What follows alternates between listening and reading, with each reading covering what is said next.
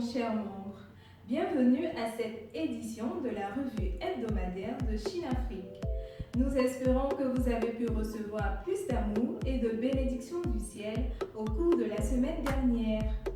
Jetons un coup d'œil à toutes les activités qui ont lieu en Chine-Afrique la semaine dernière dans cette nouvelle édition de votre revue hebdomadaire de Chine-Africa TV.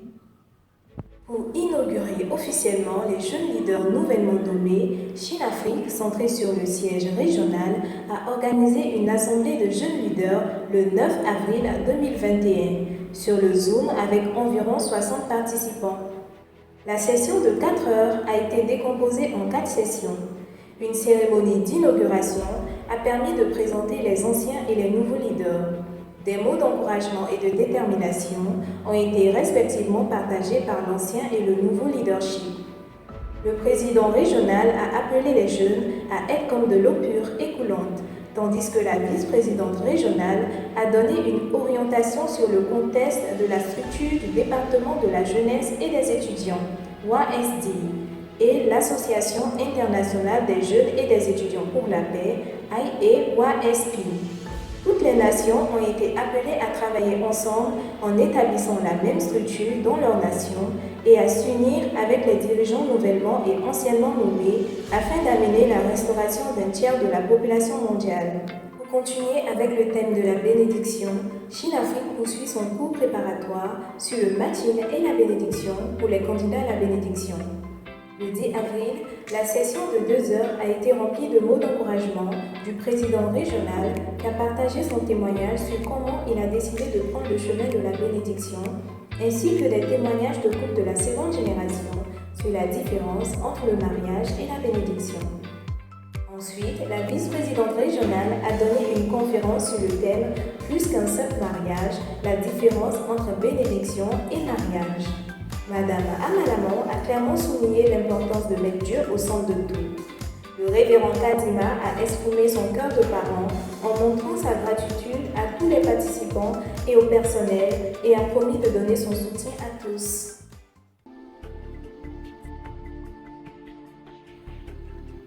Le 10 avril, dans le cadre du thème de la réunification coréenne, le chapitre de l'Association internationale des parlementaires pour la paix, sous l'égide de la Fédération pour la paix universelle en Afrique, FPU, a organisé son 4e webinaire sur le thème « Réunification pacifique de la péninsule coréenne.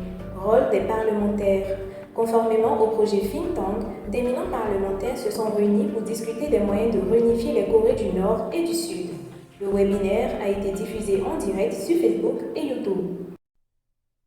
Le colonel Meles Tessema, vétéran éthiopien de la guerre de Corée, est décédé le 9 avril 2021 des suites du Covid-19. Monsieur Simon Amara, secrétaire général de la FPU Éthiopie, rend hommage au colonel Meles Tessema.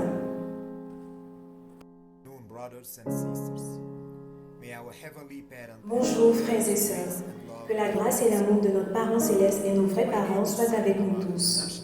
Mon nom est Simone Amaré, le leader national d'Éthiopie. Je suis sûre que vous vous souvenez de ce grand vétéran éthiopien qui a ouvert le 3e rassemblement de l'espoir par un discours d'ouverture touchant. C'était le colonel Meles Tessema, président de l'Association éthiopienne des vétérans de la guerre de Corée. Aujourd'hui, j'ai la tristesse de vous annoncer le décès du colonel Meles. Il a toujours été coopératif et serviable envers notre mouvement d'unification.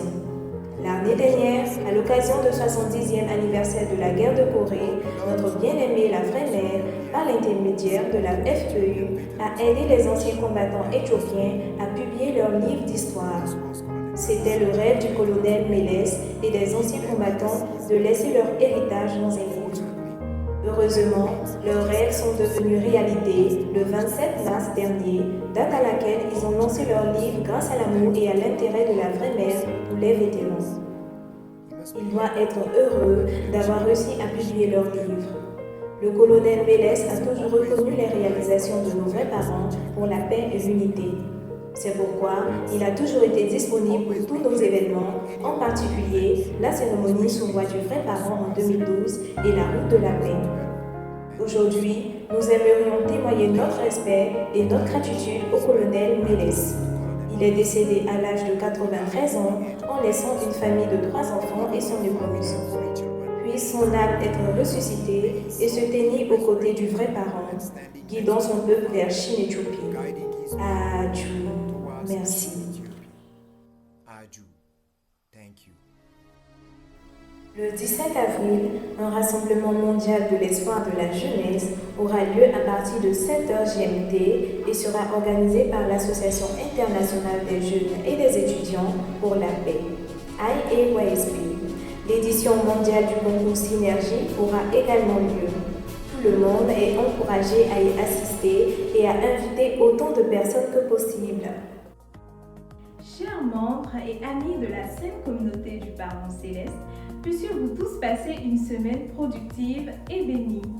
Afin de vous préparer au prochain rassemblement mondial de l'espoir de la jeunesse, terminons l'édition de cette semaine de Chine-Afrique Weekly Review avec cet extrait de Mère de la Paix du Dr Adja Hamoud, notre cofondatrice, dans lequel elle s'adresse aux jeunes. Nos jeunes années sont le meilleur moment pour se consacrer à des buts passionnants qui font battre le cœur plus fort. Comme la jeunesse passe vite, il est important de s'y mettre sans tarder. Nous ne voulons pas en garder des regrets. Nous devons nous fixer de bons objectifs et savoir avec qui nous associer pour les atteindre. Sans une forte résolution à tracer sa propre voie, on finit par sombrer dans le désespoir et l'envie. Certains jeunes se plaignent que les adultes leur disent de travailler plus dur, sans apprécier les efforts qu'ils font déjà. Le pessimisme gagne ceux qui estiment que, malgré leur investissement sérieux, ils ne peuvent pas avancer et que la société en est fautive. Ici, un regard honnête sur les efforts qu'ils ont réellement fournis sera salutaire. La plainte et la méfiance ne nous feront pas avancer. Les jeunes doivent suivre un chemin vertueux de sacrifice, de service et d'amour. La jeunesse n'est pas une période de la vie, c'est un état d'esprit, nous rappelle Samuel Ullman dans La jeunesse, un de mes poèmes préférés. Avec un cœur déterminé, toute personne, quel que soit son âge, peut vivre une vie nouvelle avec la fougue de la jeunesse.